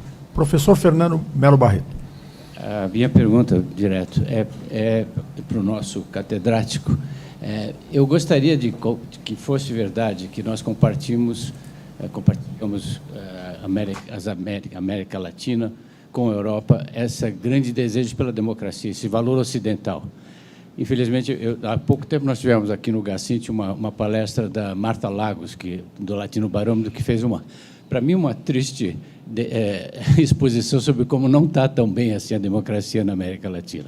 Quer dizer, pode ser até que isso possa ser discutido, depende de qual foi a pergunta que foi feita, quanto, mas o fato é que, não só, na realidade, nós estamos vivendo aí ameaças à democracia por toda parte, mas certamente não é o elo principal. Quer dizer, eu fui negociador do Mercosul, União Europeia, 20 anos atrás. Tratava de um tema que parecia que ia ser possível. Até hoje é um dos que atrapalha, que era compras governamentais. A ALCA também foi negociador. E eu concordo com a professora Mônica Hirtz que, de fato, aquilo foi um marco que distanciou, certamente, as Américas como um todo. Mas até um milagre, nesse sentido, que o Mercosul e a União Europeia tenha sobrevivido tanto. Tenha sobrevivido todo esse tempo. Ainda estamos discutindo. Porque, assim como caíram todas as prioridades na área comercial, especificamente. Na Organização Mundial do Comércio, onde trabalhamos, o clima não está no mundo para isso. Não? Então, é até um milagre que tenha sobrevivido esse único acordo dos 3 que nós estamos negociando na década de 90, que eu chamo a década dourada, que realmente muita coisa se conseguia fazer logo depois da queda do muro e tudo isso. Então, a minha pergunta é, bom, será que eu gostaria que fosse, mas nem que com os Estados Unidos, metade dos Estados Unidos, assim como metade do Brasil, não tem esse amor pela democracia como a gente vê, né, pelos candidatos que foram, que são ainda por aí. Então, eu gostaria que fosse verdade, mas não sei se eu estou convencido desse desejo europeu, que é de alguns de nós aqui também, a democracia ser um tema que una. Obrigado. Muito obrigado, professor Fernando. Professor Paulo Magalhães. Obrigado. A minha intervenção é para os 3, digamos assim, mas mais até para o Pedro Dalari, quando falou, e muito bem, desta inércia destrutiva. Quando nós paramos e o tempo não para, inevitavelmente está parado é andar para trás. E é o que tem acontecido em muitas questões, nas questões climáticas, e estas utopias, que as pessoas têm medo das utopias, como algo não realizável, mas são essas que nos fazem andar para a frente. E tudo o que nós temos hoje foram utopias no passado. A gente não se pode esquecer disso. As pessoas olham para o presente como uma coisa que existe, mas o que existe foi utopia no passado. Não ter utopias para o futuro. E estar nestas inércias, como disse muito bem, destrutivas, é o caminho para aquilo que nós estamos a assistir. Não referiu o G20, referiu o C30 e a COP30. Como é que vê? O C30, o G20 e a COP30. O C é a COP30. Pronto. Eu não estava a perceber nessas... Como eu digo sempre COP e não percebi. Eu já pulei a COP29. Não, precisamente. Mas eu acho que toda a gente já pulou essa, não é? Quer dizer, e é precisamente isso, a necessidade de haver algo que traz esperança a todos. E, inevitavelmente, seja lá o que for, mas vamos falar disso à tarde, esse momento, também falou de Kant, esse momento em que algo externo nos obriga a entendermos nós como humanidade, tem que acontecer, e toda a humanidade põe um bocado de esperança nesse momento, aqui no Brasil, que de alguma forma é o voltar a casa do que se passou cá em 1992, que deu origem a todo este processo, e pronto, e deixo-lhe isso, que era essa pergunta que lhe queria fazer, mas que, pelos vistos, está fora de contexto. Obrigado. Obrigado. E para encerrar essa etapa de comentários aqui do nosso público tão selecionado, mestre Celso Laffer. Bom, eu acho que nós tivemos uma excelente discussão, gostei muito de ouvir o Álvaro e gostei muito desta desagregação conceitual com a qual a Mônica, com muita argúcia, foi trabalhando os temas que estão na nossa pauta. Eu só tenho uma observação que é um pouco a seguinte, pensando no Brasil e o seu lugar no mundo, não? Enfim, aí também, além da dimensão analítica, há sempre a preocupação qual é o melhor caminho para a nossa presença internacional. Então, do ponto de vista regional, eu penso que uma oportunidade a ser aproveitada é o Tratado da Cooperação Amazônica. Esse tratado foi, desde o primeiro momento, pensado como um mecanismo de cooperação com preocupação ambiental, foi institucionalizado no governo do presidente Fernando Henrique Cardoso, foi devidamente ignorado pelas administrações que se seguiram, foi novamente retomado agora. Eu penso que este é um tema onde o Brasil pode e deve atuar, é uma instância de cooperação que junta países importantes da região, da Bacia Amazônica, e onde o tema ambiental encontra uma instância regional que aumenta o locus standi de todos os países, inclusive até por algumas propostas que foram feitas como a ideia de um IPCC para a região, que gerará métricas que serão úteis. Então, quer dizer, eu acho que, enfim, não dá para um governo, mesmo de grande escala como o Brasil, lidar ao mesmo tempo com inteligência com todos os temas da pauta global. Então, para ser eficaz, escolhe aqueles onde a sua atuação pode ser relevante. Este é o exemplo. Da mesma maneira, acho que essa história da reunião do G20 não está funcionando muito bem, mas era um locus para um trabalho de criação de caminhos. Você não vai conseguir um consenso em relação a tudo, mas eu acho que dá para construir um consenso em várias coisas, mais na área econômica do que na área política, talvez na área cultural. E é claro que a reunião em Belém do Pará, da COP, é uma reunião fundamental, se for bem trabalhada. Não é fácil. Falo com a experiência de quem organizou a primeira, onde esses assuntos ainda estavam muito incipientes. Mas esta é uma área onde o Brasil tem uma tradição diplomática, um repertório de conhecimentos, e onde o Brasil é, para insistir novamente, uma grande potência. O Brasil, no capítulo meio ambiente, é uma grande potência. Nenhum dos grandes problemas ambientais pode ser resolvido sem uma contribuição construtiva e efetiva do Brasil. O Brasil não é uma grande potência nos temas da paz e da guerra. Não é também uma grande potência em outras áreas. Mas esta, que corresponde àquilo que o Álvaro, citando Morin, colocou, é uma área onde o Brasil pode desempenhar um papel importante. Então, o que eu vejo, para concluir, a Mônica trabalhou muito bem a comunidade epistêmica, da qual nós também participamos. Como é que você pode identificar os cenários contemporâneos? E o que existe? Você pode escolher mais um, pode escolher mais outro, pode escolher mais outro. A um país como o Brasil, interessa ver o que dessas diversas capacidades analíticas é mais relevante para uma construção positiva da presença brasileira no plano mundial, inclusive a sua dimensão de autonomia.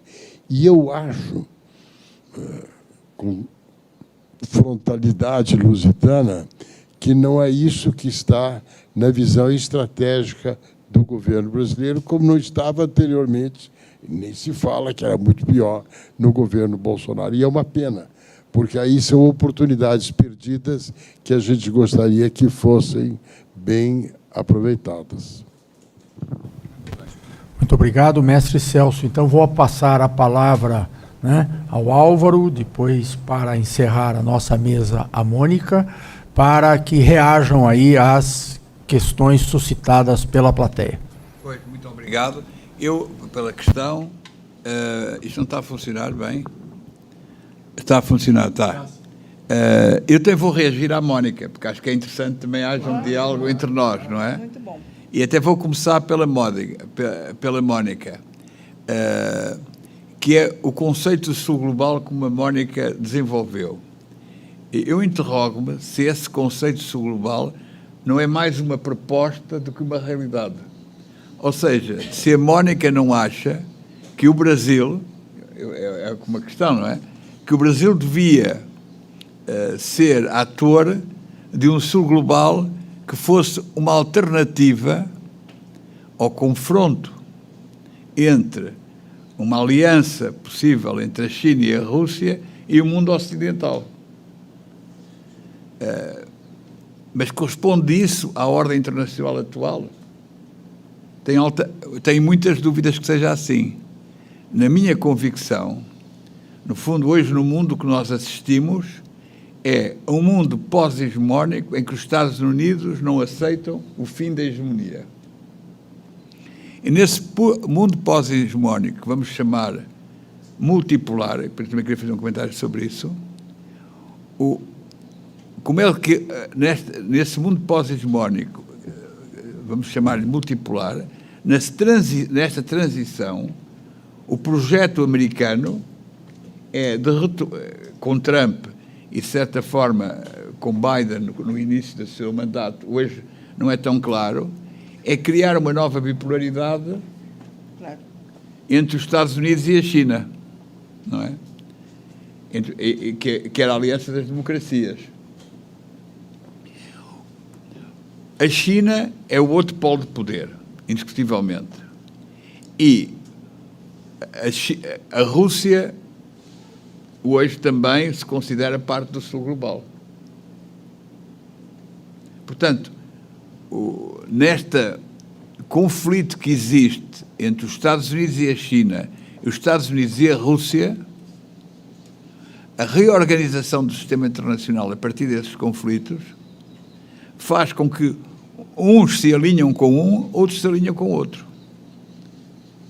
E a possibilidade de haver os não alinhados, que no tempo da Guerra Fria era uma realidade e tinha um papel significativo, como os temas hoje são muito mais de ordem económica, de ordem comercial, de ordem também da Organização das Nações Unidas.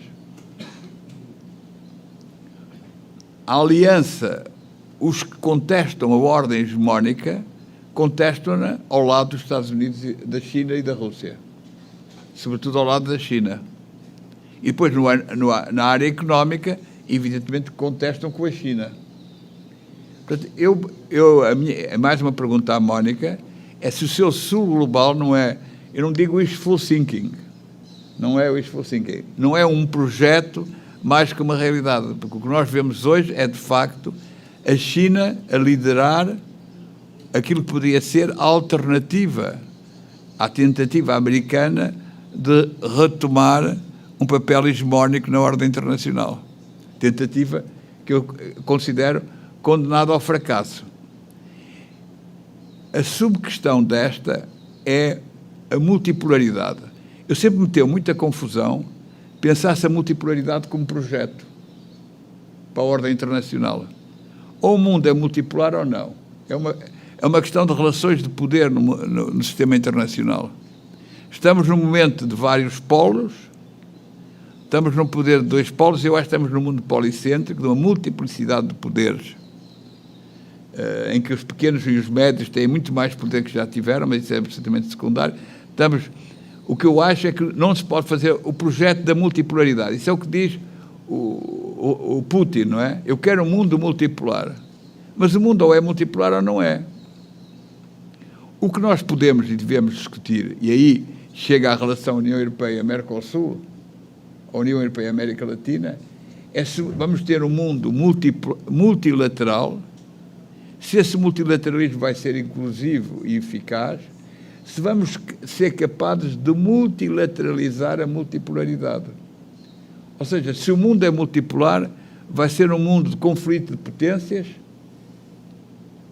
um mundo em que se volta à política de potência, à guerra, como está a acontecer, voltou-se a um mundo de potências, não é? E de guerras. Vamos ter um mundo de conflitos, de potências, e não reguladas pela ordem internacional, ou vamos ter um mundo multilateral que, para ser eficaz, tem que ser inclusivo. E acho que esta é a grande questão que se coloca à União Europeia, e aí em que a União Europeia e a América Latina podem, de facto, convergir, que é defenderem, num mundo policêntrico ou multipolar, eu prefiro a expressão policêntrico, um projeto do multilateralismo inclusivo, ou seja, uma reforma das Nações Unidas que integre melhor os Estados que não estão integrados nas Nações Unidas, uma reforma das Nações Unidas e de organizações internacionais que dê eficácia às Nações Unidas na resolução dos grandes problemas globais, como do ambiente e os outros que a gente faz. E aí há, de facto, como dizia o Pedro, um interesse existencial para a União Europeia na relação com a América Latina. Porque a Europa sempre viu na América Latina o parceiro possível para uma ordem multilateral. A Europa não tem um projeto de potência. Tu disseste, não é? A Europa era um projeto de potência. A Europa não tem um projeto de potência mundial. A Europa não vai ser uma superpotência mundial. Pode haver sonhos assim, ou quem escreveu livros. A Europa, a nova superpotência, tudo isso não tinha significado. A única forma que a Europa pode ter influência no mundo é numa ordem, é num mundo com regras multilaterais. Esse é o interesse comum entre a Europa e a América Latina, é o multilateralismo. O multilateralismo inclusivo e eficaz. Sobre a democracia,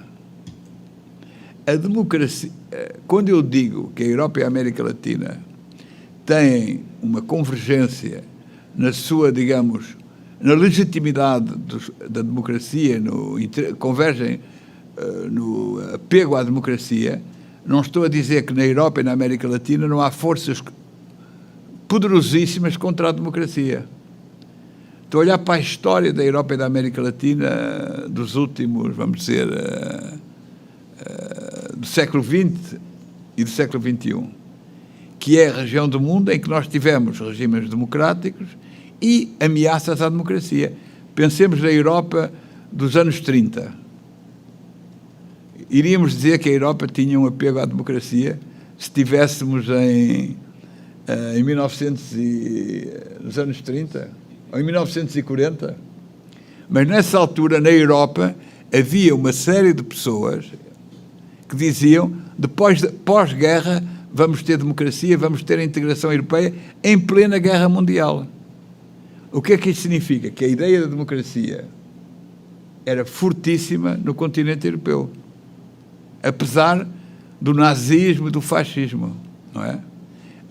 O projeto europeu de integração económica e de paz foi construído em plena Segunda Guerra Mundial. E era a discussão dos resistentes. Eles acreditavam que, no fim da guerra, haveria a possibilidade da integração europeia. É absolutamente... Porquê? Porquê que aconteceu isso na Europa? Porque a popularidade dos ideais, vamos dizer, da Revolução Francesa, liberdade, igualdade e fraternidade, do iluminismo, tinha uma enorme influência na Europa. Influência cultural, intelectual, numa parte dos europeus. Não era todos, uma parte dos europeus. Ora, não tem esses ideais do iluminismo, da Revolução Francesa, liberdade e igualdade, também muitos defensores na América Latina. Não tem mais na América Latina que noutras regiões do mundo? Também tem. Ou se isso é assim, essa é que está a convergência entre a Europa e a América Latina. Está aí. E a partir daí podemos construir muita coisa. É nesse sentido. Muito obrigado, Álvaro. Então, agora, para as considerações finais, a nossa convidada Mônica Hirst. Bom, Feliciana, eu estou totalmente... A única coisa que eu não estou de acordo na tua fala é que você me chama de senhora. O resto eu estou completamente de acordo.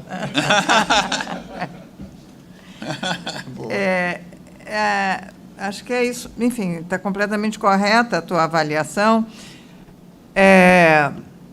E acho que parte, digamos, do problema, não... Enfim, nós teríamos várias... Eu acho que é fácil escrever esse artigo, dos porquês. E a primeira, digamos, eu acho que uma primeira explicação está no próprio passado recente dos governos PT. Eu vejo já um desmoronamento do projeto regional do governo PT durante o período Dilma. Ali a coisa, enfim, esse componente começou a perder vigor, enfrentando problemas na região, mas justamente não os enfrentando, ou seja, encarando sem enfrentá-los, melhor dito. Não dá tempo agora para aprofundar. Mas tudo que veio depois, do lado do Brasil, só aprofundou essa tendência. E a chegada do governo atual é uma chegada muito, enfim, do ponto de vista da política externa e do ponto de vista desse tema, e, claro, a mácula deixada pela nossa má vizinhança durante a pandemia, né, leva com que o ímpeto, né, da reconstrução parecia quase que milagroso, sem olhar o que realmente, onde estavam os grandes obstáculos, que continuam estando, nas próprias realidades políticas internas na região. E no custo deixado, porque, né, para dançar um tango você precisa de duas pessoas, e para ser liderado você precisa de querer, o outro precisa querer ser liderado, né?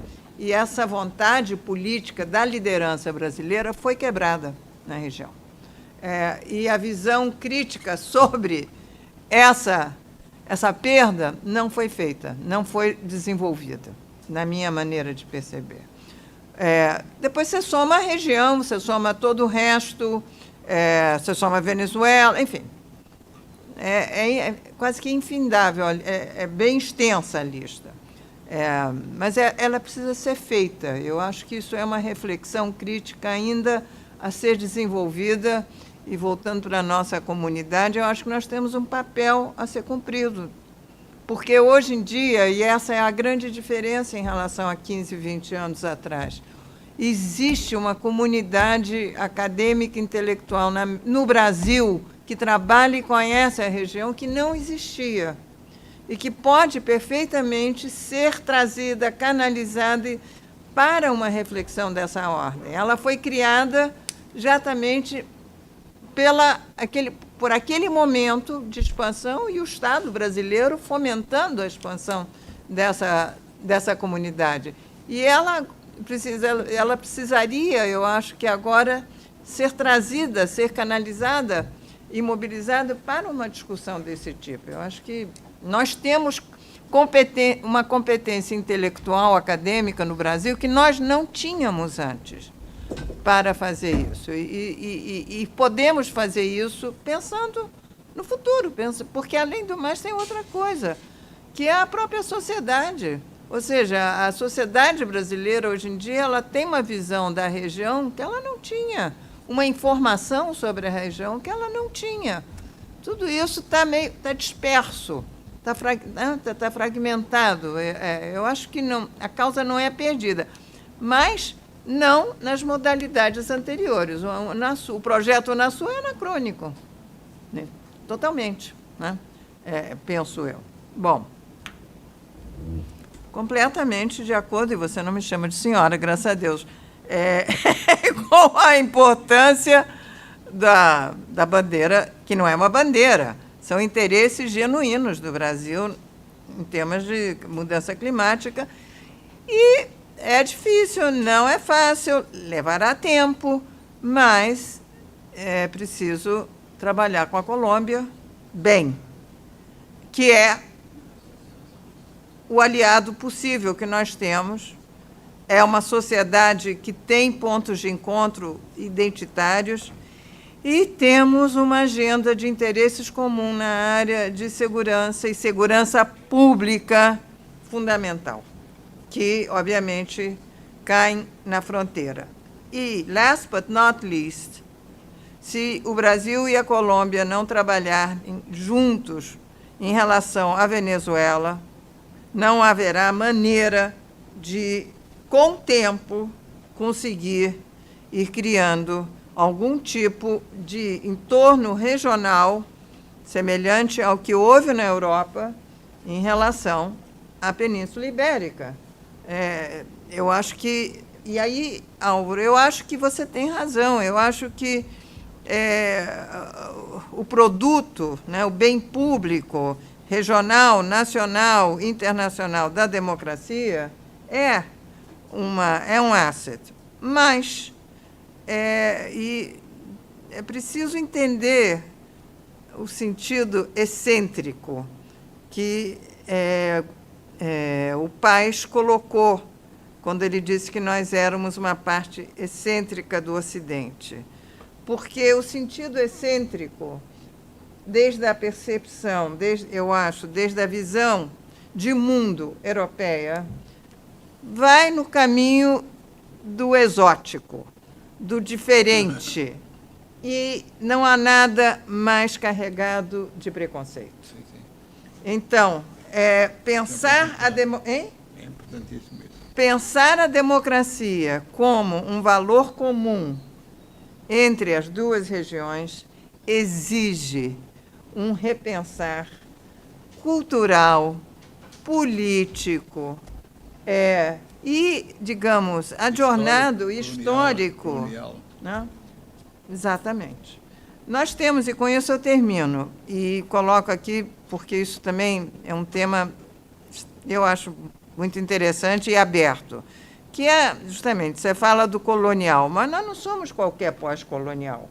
Nós não somos o pós-colonial africano e asiático. Nós viemos da primeira onda da descolonização.